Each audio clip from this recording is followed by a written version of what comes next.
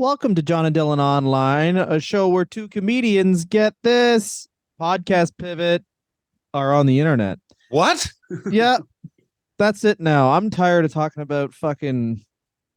If I have to learn who another goddamn, I don't know who he is. His name is Sneeko. If I have to learn who All right. Sneeko is for this podcast, I'm going to kill me and you.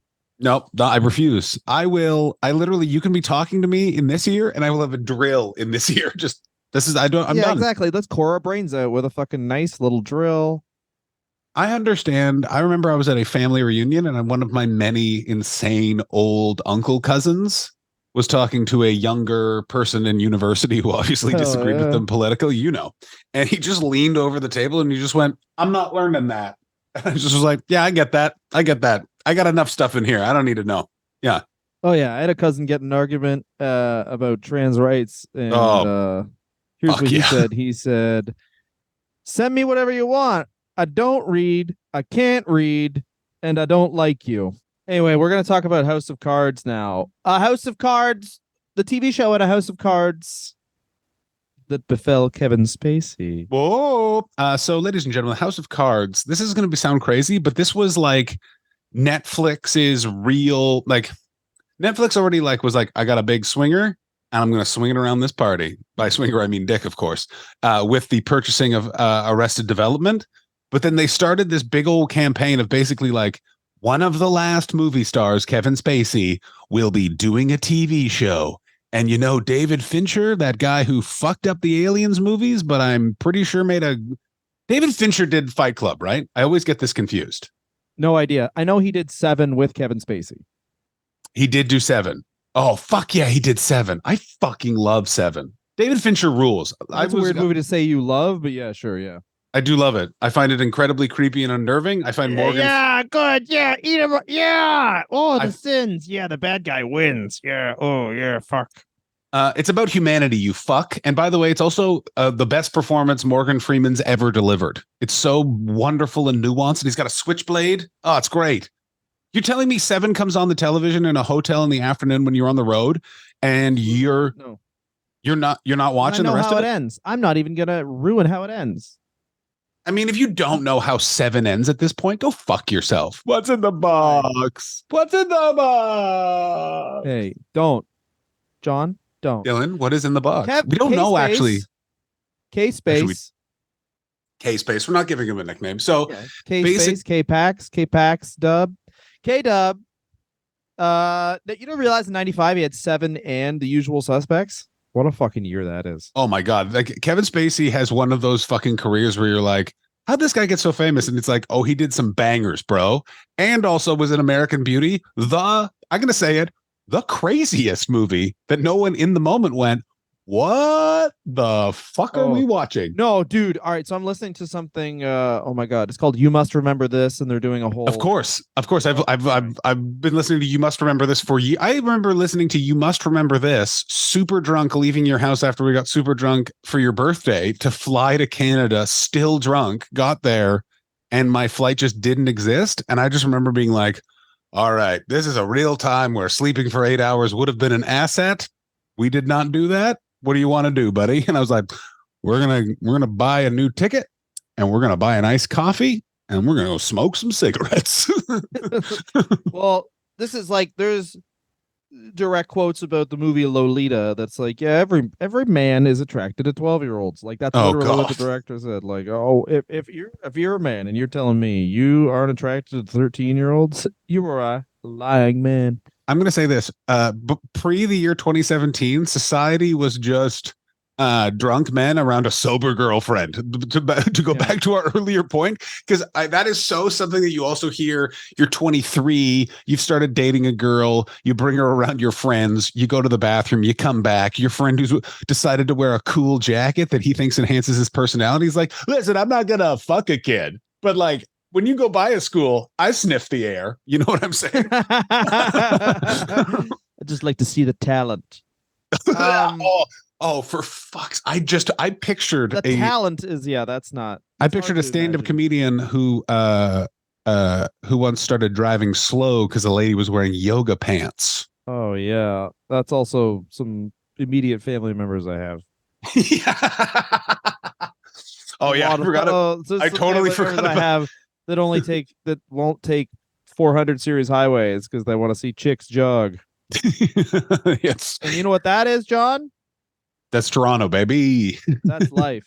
That is how you live your life. John. So, Dylan. Yeah. So basically House of Cards was Netflix basically being like, we are out HBOing. We are getting the like fucking most badass director. Basically, how Netflix did it is they found a production company or like, can you make prestige television? How much money can you make it for? And they were like, we're going to need a lot of money. And they're like, oh, that's cool.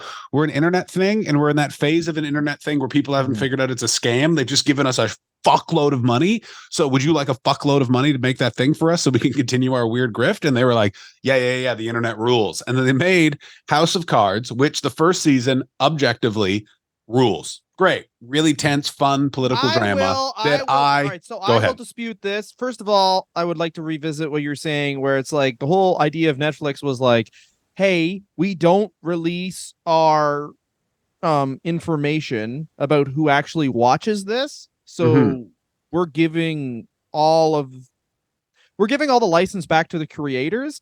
And basically they were like, here, David Fincher, go make something. There's no notes you're going to get from us. Nothing. Like you're not dumb. You understand what goes on television. Go make television. And then he does. And then that makes people so horny for 5 years to work with Netflix. Like working with Netflix is the coolest thing. Obviously, as we know now, the weird thing about Netflix is like, they just drop something, and if it doesn't get in like the Netflix top 10, it's literally like lost to history. And there's it's kind of like nothing's like destination viewing except for like the 4 things. So now it's like Netflix is so weird because it's kind of like you have all these options that it becomes television in the 50s where there may as well just be 5 fucking programs on it. But anyway, they make House of Cards. David Fincher does with Kevin Spacey. The first season, I will say this, of House of Cards, it's like way more comic booky. Like I was expecting like a procedural. I watched House of Cards, all of them except for the last season, and I was expecting way more of like a dry procedural. But it's like some of the shit that happens, it's like Frank Underwood fucking flies a plane and like invades a country by himself, and like I'm obviously making things up not to spoil anything. No spoilers on this podcast. No, but there's shit that he does where I'm like, go fuck yourself. Yeah. Completely. That's why the first season is fine. Literally, the second season begins, and the only way they could have telegraphed this more, that this show is about to take a horrific turn, is if Kevin Spacey literally turned to the camera, clapped down with his ring twice, and just went, well, they put me in charge of the creative, and I'm about to kill a woman because there's no women on my shows.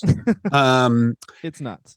It's super nuts. You are correct. It's very cartoony. The other thing to remember is also it's based off of a British television show that was also very theatrical, and it's sort of supposed to be genre bending, and it's looking towards the camera. It's that sort of like condominium artistic flourishes that millennials, us, literally go fucking bananas for. Oh my God, it's the guy from Usual Suspects. He's using the cinematographer from like, it's just like, guys, we fall for such consumeristic bullshit in such an annoying way where it's like, I won't fall for the big brands. Oh yeah, this big brand has just changed its name to something that has an umlaut in it. Tell me more. Does it have a scent? Well, it's the whole thing of like, hey, you're watching TV, but you're not. So anyway, this House of Cards debuts. They dump a whole season. Debuts. Oh, I didn't realize we were in Paris, France. Say it properly. Debuts. There's a big old sexy debut of fucking House of Cards. Woo! And it's as much as people can tell, it's a hit. It wins a bunch of awards. Also, people love binging stuff, and this really, like, I remember watching the first House of Cards where I was like, oh, I remember watching the first episode. That was all right. And then I just watched the whole season. Like, yeah, exactly. Great. I was like, I watched that. I think I watched on a train. No, I did not. I watched it in the period of time where one of the many roommates in that crazy house I lived in, I had just come back and I put it on because I had to clean my entire room because the guy, one of the other entire room. I was in that room. That room was the size of most beds. I had to scrub the walls down with soap because the guy who sublet in my room, I was like, he smoked. And I was like, hey man, don't smoke in my bedroom. I know you smoke in your bedroom. Do not smoke in my bedroom. And he was like, okay. And then I came in and I was like, you smoked in my bedroom. And he was like, no, I didn't. And I was like, okay, next time you're going to lie, Don't just have a full ashtray on the windowsill. And so I had to wipe down the whole room for like 6 hours so it didn't smell like the asshole of a Korean war vet. And I watched I killed like 4 episodes of House of Cards, and that like house cleaning sweat. That's the perfect summation of House of Cards, though. It is a show you can watch while you're doing something else. Here's the thing. I watched all but the last 2 seasons. Almost no idea. I know there's a couple of really amazing turns. I remember those. I remember nothing. I remember he plays video games. I remember they have a threesome with that Secret Service agent. I remember he bones a bunch of dudes that he went to boarding school with. I remember there's a weird Putin analog where they smoke cigars and butt them out on the wall. And I'm like, this scene is terribly written. And it gets really bad. That show gets really bad after the first season. It's also that thing. It's not memorable. Well, You've actually nailed it. Fucking like I'll spoil it. The first season, yeah, he of course fucking kills a chick. Yeah. Second season, beginning of the second season. That's exactly when you're like, no, he kills a lady at the first season. No, it kills a lady in the second season. It's the reporter lady he has an affair with. He throws her in front of a tray in the beginning of the second season. Yeah, that's who he kills. So fuck. Anyway, whatever. Yeah. Sorry. Yeah, don't fucking. I might smoke pot, but when I smoke pot, you know what I do? I rewatch all Kevin Spacey projects. House of Cards is off of Netflix. It is no longer available on Netflix. Is that true? Yeah, they pulled House of Cards off of Netflix. Fuck. Because it was like Robin Wright. You're building to this whole crescendo, and then Kevin Spacey allegedly. I'm gonna say it, not allegedly. The man is a fucking. He was not guilty. Bring it on, Kevin Spacey. My name is John Hastings. Man, not guilty. I would I'm gonna say this right now. If Kevin Spacey sues this podcast, get ready. Get ready for that. Kevin Spacey will not know the nightmare he has brought, because I will be representing us. I will be representing us. I will be the lawyer. You will be the client, and we will be put in contempt of court many times. Mr. Hastings, why are you dressed like John Doe from Seven? What's in the box, Your Honor? What is in the box? In a little bit, what is going to be? You were saying something. I'm sorry. What's it going to be? What's it going to be in the box? Yeah. It's going to be a note that says Kevin Spacey is a fucking sexual assaulting creep fuck. Yeah, but he was already found not guilty. So what up? This isn't. I'd call Double Jeopardy. That's what that is. It's where you get to do the trial again. Yeah. We're gonna watch Double Jeopardy again. We watch 2 Jeopardy episodes at the same time. Exactly. The best way to enjoy the movie Double Jeopardy is you get 3 TVs. On either side is 2 different episodes of Jeopardy. The movie Double Jeopardy in the middle. John, since this is going to be a shorter episode, how did Heather? Sorry, I fucked up. How did Kevin Spacey get Me Too'd? Well, it was the beautiful Me Too move. Well, here's the thing with Kevin Spacey. So Kevin Spacey was history's greatest monster. He was basically swanning around the world, just putting on plays that involved a bunch of young. He becomes the artistic director at the Old Vic. Sorry to cut you off. And that is his. What's that Jimmy Savile thing where he worked at the where he banged all the dead bodies? He worked at a mortuary or something like that. He worked at a mortuary. It's basically Old Vic is his mortuary. Allegedly. Yeah, where it's like so. Sucking on asleep boys. Here are all the stories I've heard of Kevin Spacey working at the Old Vic. Smith, because say Smith. Yeah, Kevin Smith. Oh my God! Imagine Kevin Smith at the Old Vic. I can't Star Wars the musical. Kevin Smith being a monster, where he just makes you reach. He makes people reach under his big, long shorts. I remember Don't jerk it, just fiddle with it. I remember someone was in the Me Too era. I was in Toronto and someone was like, "Fucking Kevin Smith," and I was like, "Oh my God, what?" And they were like, "That guy ate so many M&Ms while he was directing an episode of Degrassi," and I was so ready. I was so ready for it to be horrific, and then I was like, "Why are you angry at him for eating M&Ms?" He's like, "Oh, it was just so many M&Ms." Anyway, so Kevin Spacey comes to London, and by doing so, like, how many different stories have you heard of Kevin Spacey being a fucking creepy fuck? I've heard 7 firsthand, like, not like my friend, like, it's like, so basically Kevin Spacey becomes the artistic director of the Old Vic. He puts on plays like 12 Angry Men, but this time it's 12 young men shirtless in my office. 12 scared angry men who are scared. Apparently, sort of his MO was if you were like whoever was like the hottest young actor in the company, they would have picnics on the stage, which makes me want to throw an unopened champagne magnum at Kevin Spacey. That's so cringy. Kevin Spacey is also was a noted and often visitor to an area called the Snake Pit in Hampstead Heath. Do you know what the That's Snake fucking Pit? sick. Do you know what the Snake Pit is, Dylan? No, but it sounds like really good and bad. So the Snake Pit is an area behind the men's swimming pond in Hampstead Heath. Did you ever go to the swimming ponds in Hampstead Heath? No. I did. I always go unisex. It's warmer. I always would say that to my friend Andrea because I'm peeing there. And she would go, "You're not peeing." And she said that a couple of times while I was literally peeing. Anyway, so there's men's and women's ponds. And behind the men's pond is sort of this like clearing area known as the Snake Pit. And it's where gentlemen go to have anonymous rendezvous. And suppose So many cities have places that are supposed to be that. Like that, hey, you know that hill? That's where all the gay guys fuck each other. I'm like, it just seems like a bunch of teenagers hanging out. No, the only that's one where the gay guys fuck each other. the only one that I've ever seen where I was like, oh, I like you actually saw like I saw two dudes like at a distance, kind of like looking at us, waiting for us to leave. Which was there's an area by Tunney's pasture by the Ottawa River that is like a noted and legendary. It's actually called Grinder Point before the app. That's good. But yeah, so basically Kevin Spacey hits London and just terrorizes people. It's just an awful guy. It's an open he is, by the way, still not openly gay, not supportive of like what am I saying? Not supportive of what it's his own fucking decision whether or not to come out. But like is like acting like he's not, has certain beards at that time, gets caught by Pop Bitch, which is a sort of British TMZ version, but it's anonymous, serious journalists who get rumor bylines and gossip. They publish it anonymously as blind items in an email. And quite famously, the first time Kevin Spacey got seriously outed was by Pop Bitch because he got robbed at the Snake Pit, walked into a pub in Archway, which above the pub is the offices of Pop Bitch, and the editor of Pop Bitch literally sat next to like Kevin Spacey while he's literally on the phone with the cops at the bar of like, yes, I was in this area of the Hampstead Heath behind the men's ponds. Don't know what's going there. And he's literally like, Kevin Spacey was at the fucking Snake Pit, bros. And they published it and it became a big sort of media stir, et cetera, et cetera. We bring that up because smash cut to 2017, a star, I think it's an actor from Star Trek, I can never remember this guy's name, accuses Kevin Spacey of inappropriate conduct. And no, his mom. It was his mom. His mom drops an X that's like, I'm tired of this. Now that Me Too has emboldened me, Kevin Spacey sexually assaulted my son. And his mom is a reporter, Heather Unruh. That's right.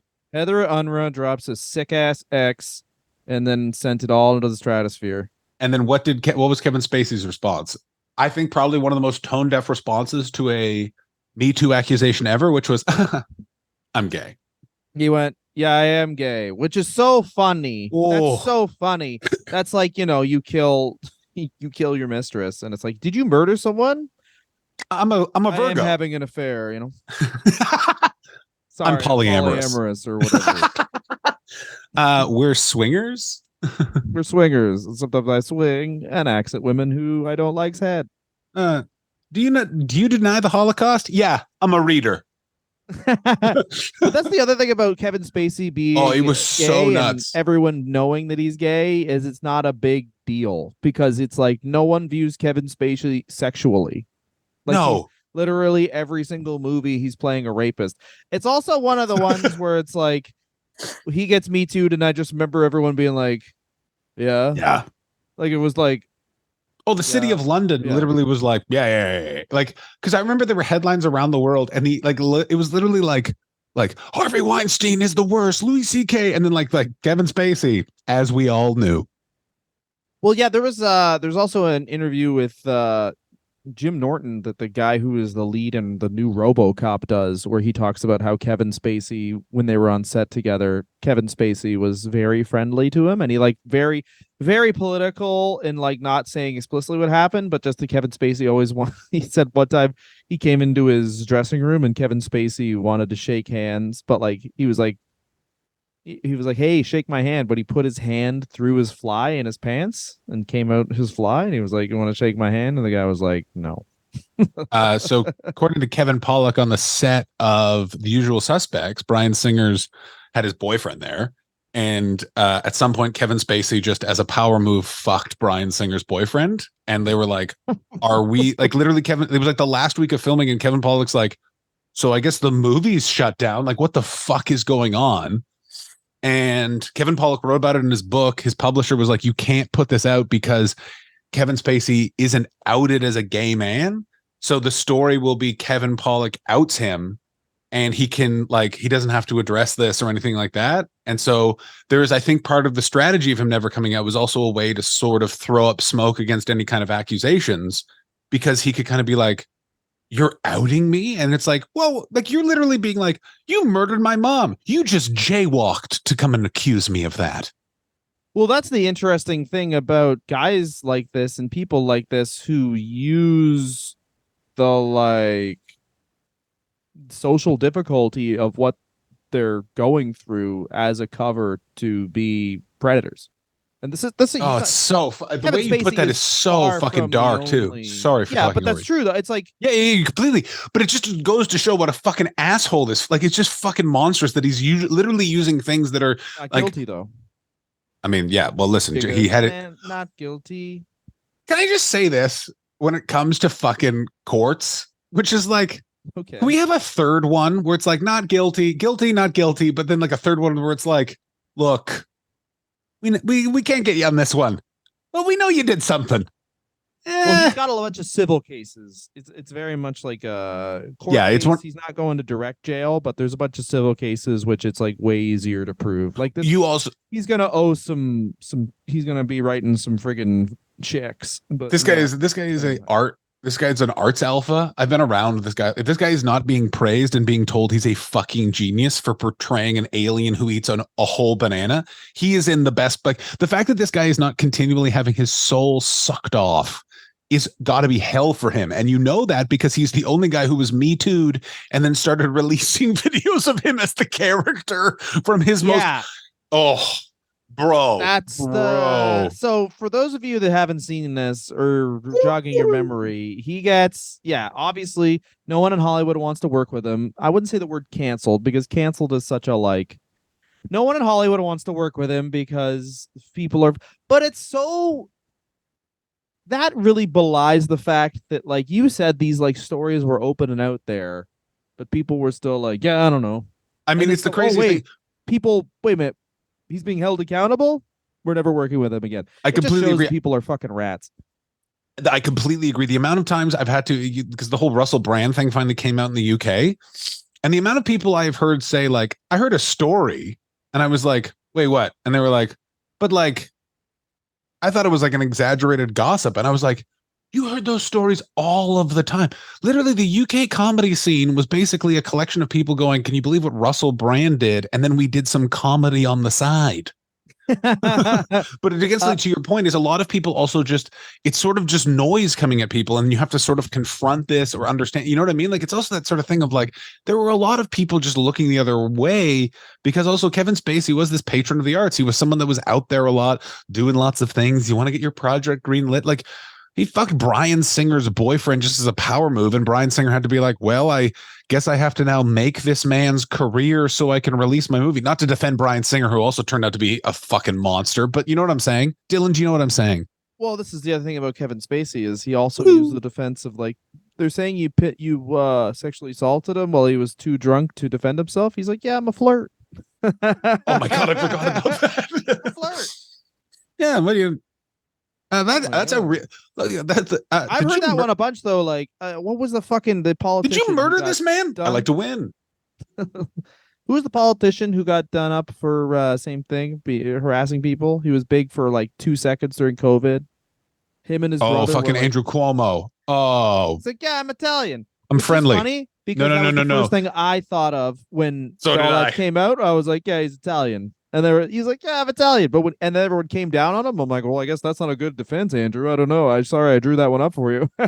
I remember his face when one of the people that accused him was his bodyguard. And he, like, his eyes were like literally just like, I could tell like just like such a fucking creep. He was just like, even Roberta didn't like that, but she was always frowning. Like you could just, oh my God. Yeah. I hate the entire Cuomo family. They are all a bunch of they're your classic local rat municipal politicians. I'm Andrew Cuomo. I'm a massively corrupt piece of shit, but I speak softly and I look like a cartoon dog. Yeah. Fuck him. Fuck him. Fuck his fucking dad too. Mario Cuomo can get in the fucking bin. This is an Ed Koch supporting podcast. We support Ed Koch. Whoa. That's right. So, I said it. John, quickly, let's talk about these videos before we leave. They are filmed in his kitchen. He has the skin tone. Yeah, he has the skin tone of a man who's clearly been drinking inside. Yeah, alone. He's playing Frank Underwood. There's another person on the camera who I assume is scared. Yeah, I assume that is a relative. My always guess was like Kevin Spacey strikes me as the person who has an assistant who is his sister, who has basically been so repressed by his bullshit and horrific personality that she basically is like, well, yes, sometimes Kevin just, pops to a boys club in a impoverished part of town and then comes back looking like he's covered in screams. But, that's just boys will be boys. So he basically refutes the allegations against him and Frank Underwood as Frank Underwood. Well, yeah, Kevin Spacey needed an advocate, and who better to advocate for Kevin Spacey? The evil guy he's playing. Of course. He's the president, Dylan. Who else do you want to advocate for you other than the president? I think one of the YouTube comments says it best, is like, wow, what a powerful, moving actor who I'm 100% sure is batshit insane. Oh yeah. This is a sidebar. I love when powerful, famous actors start operating without their managers and agents, because no other group of people more need controlling than that community. Like literally, anytime they're literally like, I'm going to make my own decisions. What are you going to do? I'm going to try and save Africa. Here's my plan. We burn it down. Nope. All right. Too much. Yeah. He hasn't encountered someone who didn't have absolute reverence for him in years, and if they didn't have absolute reverence for him, they were like they're on his level, but also batshit insane. So this I always think about, there's a lot of people that are privileged for a variety of different reasons in this life. I have a friend who was a very attractive person in their early 20s, and we were once getting coffee, and they said, give me a coffee and a muffin, and I said, no, get it yourself. And their face was literally like, what's happened to my powers? And that's what you see in that YouTube video of Kevin Spacey, is literally just like, what? Like you could tell in the moment, he's like, this is going to work. We're going to make Usual Suspects 2 suspect usual. No, he's like, the first one is weird. And then the second one is like, the second one is also, I don't think anyone shot it. That House of Cards is going to come back. Like he's like, I actually didn't die at House of Cards. Also, these motherfuckers is all lying about my friend Kevin Spacey. He doesn't say it explicitly, but you have to go on the Kevin Spacey YouTube channel. The thing that fucking sucks about this mostly is that Kevin Spacey did become a full YouTuber off of this. Oh. That would have been amazing. It's the wrong time. If this had happened, so this happened 5 years ago? No, fuck me. Yeah, 6 years ago. 7? Yeah, it's 7 years ago, 2017 to 7 years ago. If this happens 3 years ago, he is literally 6 years ago, by the way. Anyway. Yeah, no, 2017 to 2023. You're going to say that's 6 years ago? Yes. Yeah, it is 6. You're right. Totally right. Yes. Yeah. 13 minus. Yep. No, I did it. I did the math. Okay, so it's 6 years ago. But if it's 3 years ago, he's a full YouTuber and he's appearing on Nick Fuentes' America First stream. Like literally 3 years. I meant like fucking boppy one. Like oh no. I think 10 best ways to wear your collar to pop them eyes and them lashes. Spacey. I gotta tell you, I'm actually surprised Kevin Spacey has not done a hard right pivot, because, and I gotta tell you, I'm living for that now. For Kevin Spacey to appear, I hope it's British exclusive. He's on he's just appearing all the time in that fucking the thing with the GB News. He's on stupid British GB News all the time, acting like he was the president. Well, as you know, I have never been elected office, but I know a thing or two about it. And like it would be fucking insane. I guarantee that happens. I guarantee it happens. Well, it's just one of those things where these guys have to act like this person isn't weird, even though he clearly is, because he ratchets up their profile. It's like when Kanye was like just appeared on a bunch of alt-right podcasts Boy, oh in boy. complete like stalking, and everyone was like, this is normal. I just want to hear this guy's opinions. And he's like, I mean, I'm an alien and I can be a spaceship anytime I want. And they're like, that's an interesting point. I'm going to stop you right there. As someone who watched all of those appearances as they happened in real time, as opposed to working on his stand-up comedy show, still got 4 stars. I will have you know that even the hosts of those shows at a certain point got weirded out by Kanye. It was one of the most fascinating situations. Do you know how weird your life feels watching Alex Jones get visibly and viscerally uncomfortable? Like, I did not know there was something you could say for Alex Jones to go, ooh, I don't really like to hear that. Like, holy shit. That Kanye thing. They're pretending, and this is the real deal. Like, they are pretending, and they are trying to take advantage of people and giving them like their own snake oil pills to try and make, revitalize your whole body, whatever else. But this Kanye and fucking Kevin Spacey, these are the real deal. These guys are fucking batshit insane. Oh, yeah, baby. And I think I got to tell you, I don't think this is the end of Kevin Spacey. I think we are now in for the best phase of a disgraced performer, a continual and constant attempt to get back into the limelight. I'm going to guarantee Kevin Spacey's going to try and jump the Thames on a motorcycle. He has so many. This is the thing. For what Kevin Spacey was, that's done. But there's still a lot of room for him to basically get the old Vic back, but not that exact thing where it's like, go to a fucking place, run the theater company, and have your fucking factory of men once again. I disagree that it'll be that. I think Kevin Spacey, if he runs out of money, which he may not, does a hard right pivot, and holy fuck, would he, like, this is going to sound horrific, he would be a billionaire. If they get Kevin Spacey to appeal, like, do you understand? Here's my question. Does Kevin Spacey go on Joe Rogan? I say That's no. Interesting. I mean, I say no. I don't think he'd have him on. Kevin Spacey's a very good actor. He's very good at playing like unstable people. I don't think he's charming enough to convince you to give him $20 a month. Well, maybe he is. I don't know. I think he is. Now. We have to go. Guys, thank you so much for supporting our Patreon. If you could all up your memberships and stop being stingy fucks, that would be really nice. Thank you very much for giving to us. Next week, we don't know what the episode is, but we'll be very happy to give it to you. Goodbye.